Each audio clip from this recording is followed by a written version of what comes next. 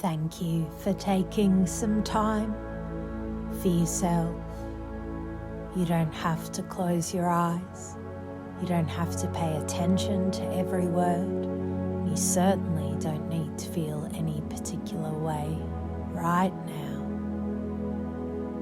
Your breathing can do whatever it wants, and without trying, the body often begins to settle all on its own, the way it does at the end of a long day, when it finally gets a moment to exhale.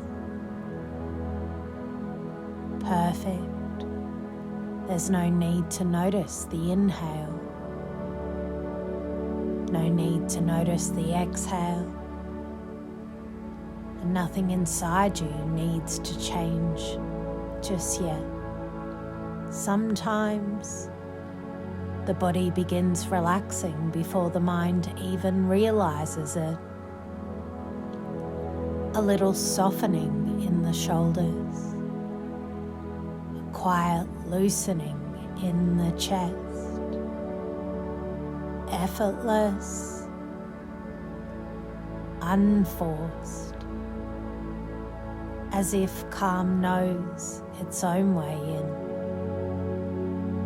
You don't need to focus on your chest rising and falling. You don't need to decide how tired you are. You don't need to plan for sleep at all.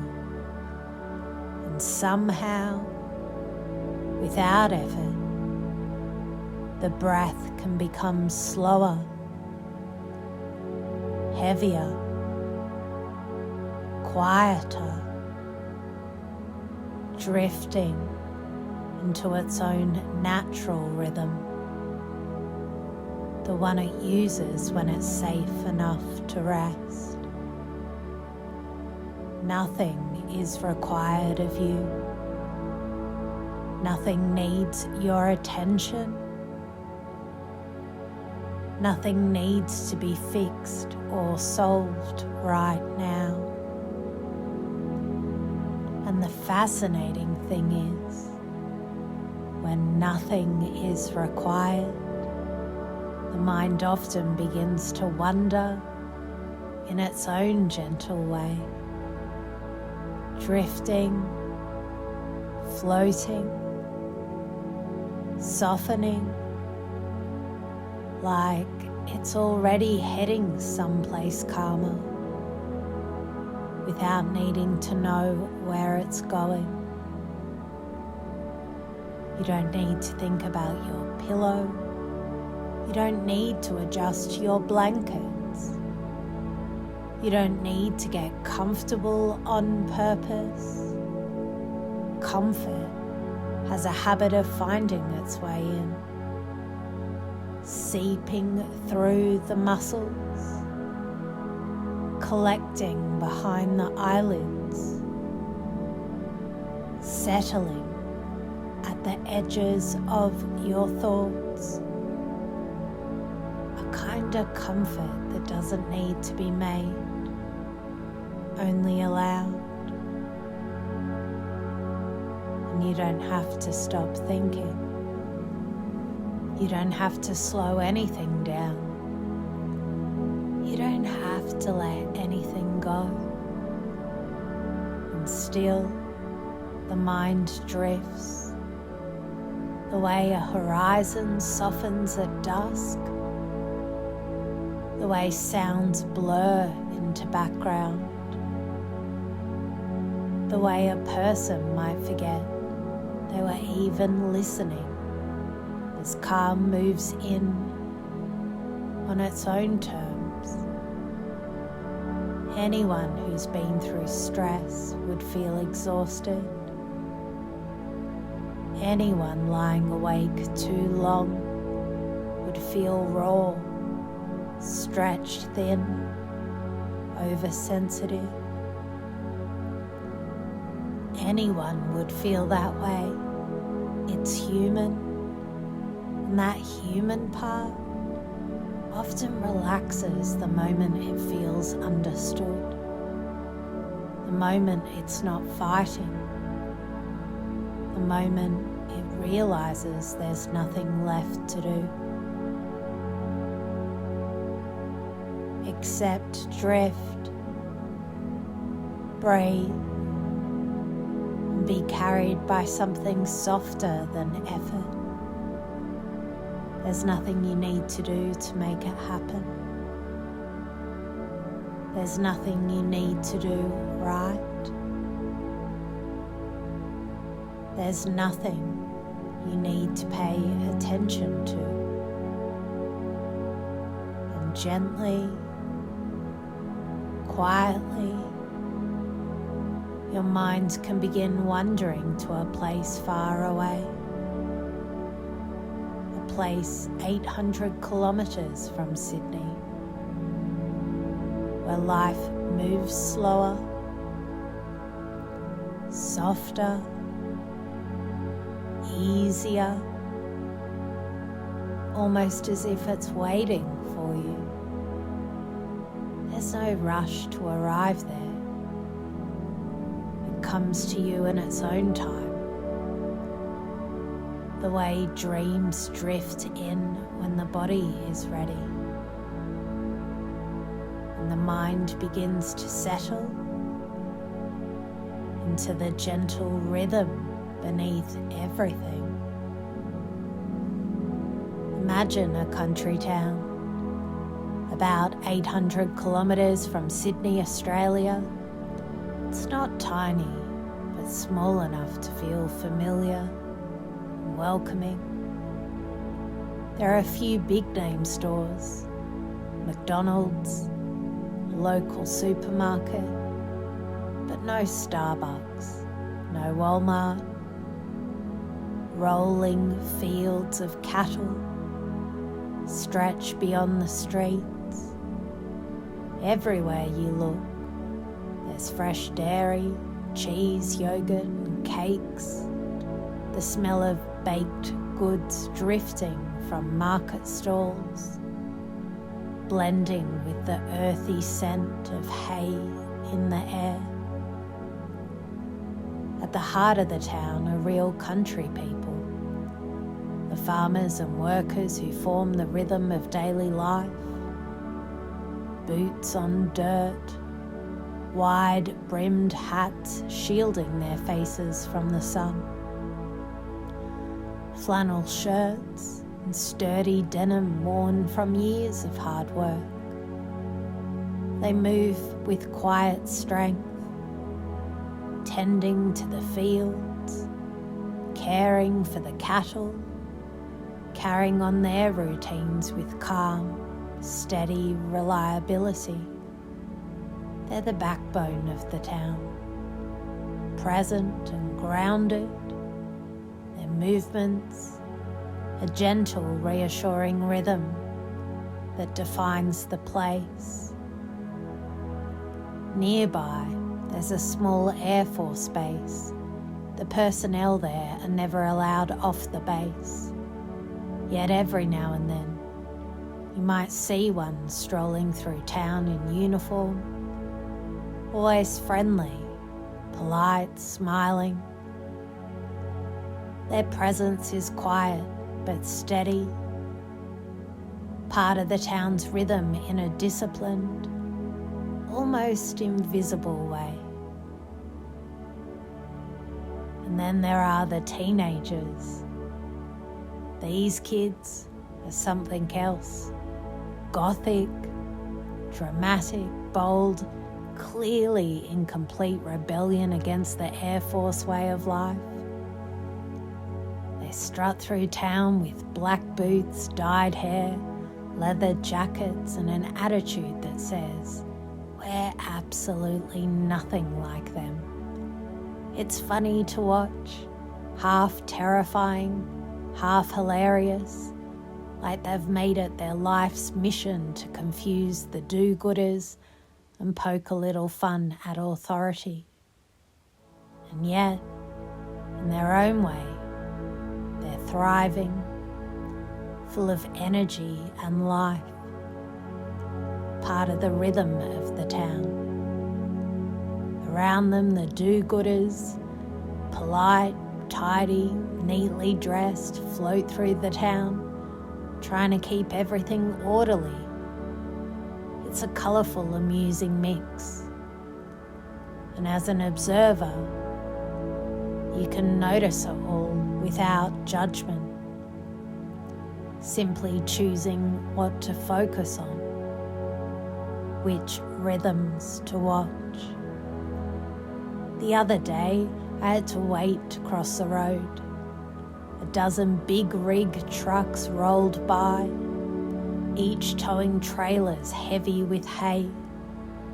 10 minutes passed as I watched the convoy move slowly past, the engines rumbling softly, the gentle thrum of wheels on asphalt mixing with the calm presence of a fresh summer's breeze. Over the weekend there was a parade. 6-year-olds ride horses down the street. The 3 wise men on real horses, bagpipe bands, folk singers, martial arts performers, dancers from faraway traditions, and hot rods cruising by with red and green headlights, some with mini discos in the boots of their car, Christmas trees sparkling softly. You're there as an observer, noticing it all, the sights, the sounds, the life of the town. You decide what to focus on, which details to linger on, which rhythms to follow. Over by the clock tower, something new, line dancing classes, finally introduced after 20 years. You can watch people moving together, feet tapping, bodies swaying, and even at the edge you can feel the rhythm. You can choose to imagine joining, or simply letting it move through you in your own way, feeling the gentle rise and fall of the music, the quiet warmth of evening air.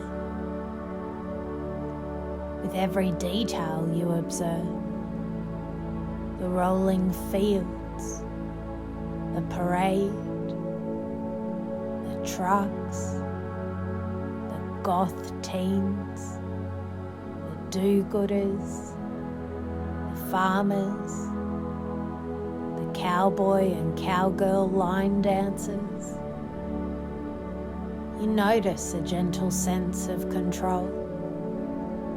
You decide what to see, what to hear, and how to feel. Your breath softens, your body loosens, and a quiet inner rhythm begins to guide you. And as night falls over this country town, all the movements and life continue around you, while you follow your own inner rhythm, letting it carry you effortlessly into sleep, fully aware, fully at ease, fully in charge of your own calm. You don't have to move, don't have to notice, don't have to decide anything at all. And without even trying, without paying attention, any tension or discomfort may begin to soften, drift away, fade naturally, without you needing to do a thing. You may not even notice it happening, and that's perfectly fine. You don't need to control your thoughts. You don't need to hold on to anything. You don't need to force anything. And yet, without doing anything, without effort, without intention, a sense of lightness, calm and ease can quietly settle in. You don't need to choose what to focus on. You don't need to follow any thought. You don't need to understand what is happening. And still, your attention may begin to settle naturally on what is helpful, what is calm, what is safe, while everything else drifts into the background, all without effort, all without thought, all without doing a single thing. You may notice your mind reorganizing itself without directing it, without forcing it, without even realizing it. And all the while, calm deepens naturally, effortlessly. You don't have to hold on to the calm. You don't have to create it. You don't need to think about it at all. And yet, without doing anything at all, without paying attention, without knowing how,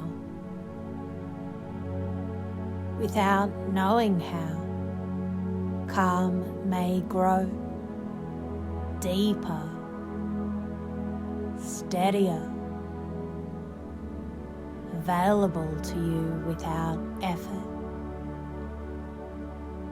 fully, naturally, effortlessly. You don't need to imagine the future. You don't need to plan for it. You don't need to try and remember anything. And still, without doing anything, without knowing it, without effort, you may notice that the ability to access calm, ease, and control is already present, quietly growing, naturally strengthening, completely at your disposal. You don't need to remind yourself. You don't need to practice. You don't need to think about it at all. And without trying, without doing, without even intending to, you may notice that whenever you need this calm, clarity, or ease, it simply appears naturally, automatically, effortlessly, whenever you allow it to. And now, noticing the calm you've created. Without effort, without even realizing how. You may feel this sense of ease, of quiet, of steady rhythm is entirely yours. You didn't have to work for it. You didn't have to try. And yet, here it is, fully present, fully available, created by you, all on its own. You don't need to control it. You don't need to hold on to it. You don't need to make anything happen. And without trying, without thinking, without effort, this calm flows through you, settling your body, softening your mind, guiding every part of you toward rest, toward ease, toward sleep. You don't need to do anything to sleep. You don't need to decide when it happens. You don't need to force your body or mind in any way. And yet, without effort, without thought, without trying, sleep begins. Deeper, softer, natural. Your breath, your body, your mind all letting go completely, effortlessly, carrying you fully into the deep, restorative sleep that you created entirely for yourself. And as you continue to drift, all you need to do is notice that the calm, the ease, the rest is yours, already established, already present. And as it carries you, you can simply let yourself fall softly, gently, fully, entirely into sleep, completely on your own. You are perfect just as you are.